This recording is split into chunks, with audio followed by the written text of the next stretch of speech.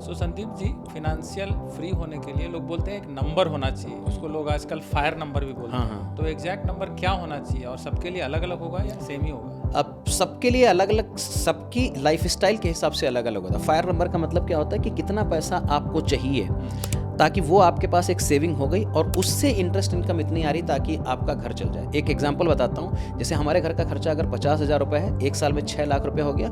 India में अगर 4% 5% हमको ब्याज मिलता रहता है और 8-9% से पैसा ग्रो करता रहता है, तो 4% का जो स्प्रेड है, मार्जिन है, वो आपके कंपाउंडिंग में आ जाएगा। तो अगर 6 लाख रुपए मेरे को हर साल चाहिए, तो अगर हमारा पैसा 10% से बढ़ रहा है और 6 लाख मैं निकाल लूँगा, तो भी अगले साल 4% वो कंपाउंड होता रहता है। तो इंडिया में अगर 6 लाख रुपए आपका पूरा साल भर का खर्चा है, तो उसको मल्टीप्लाई कर दो 25 से, मतलब 1.5 करोड़ रुपए अगर आपके पास में असेट है, लिक्विड एसेट है, which can grow approximately 7% to 10%। तो अगर 1.5 करोड़ रुपए है तो 10% अगर ग्रो करेगा तो 15 लाख साल का हो जाएगा। उसमें से अगर 6 लाख लोगे तो भी वो पैसा आपका हमेशा ग्रो करता रहेगा और आप मरते दम तक वो पैसा इस्तेमाल कर पाओगे। अगर इन्फ्लेशन भी अगले साल 4 साल 5% 6% होती रहेगी, फिर भी still you can make that amount of money. तो फायर अर्ली रिटायरमेंट बोलते हैं। अर्ली रिटायरमेंट भी ले सकते हो आप, और वो आपकी जिंदगी भर पैसा चलता रहेगा टिल यू डाई। 100 साल में, 120 साल में, 80 साल में, 90 साल से, उसको फायर नंबर बोलते हैं। तो अप्रॉक्सीमेटली जो भी ईयरली एक्सपेंसेस है उसको 25 से मल्टीप्लाई करके वो नंबर अचीव करना चाहिए। ये नंबर हमने at the age of 35 achieve कर लिया था। बहुत बढ़िया, congratulation. Thank you so much sir.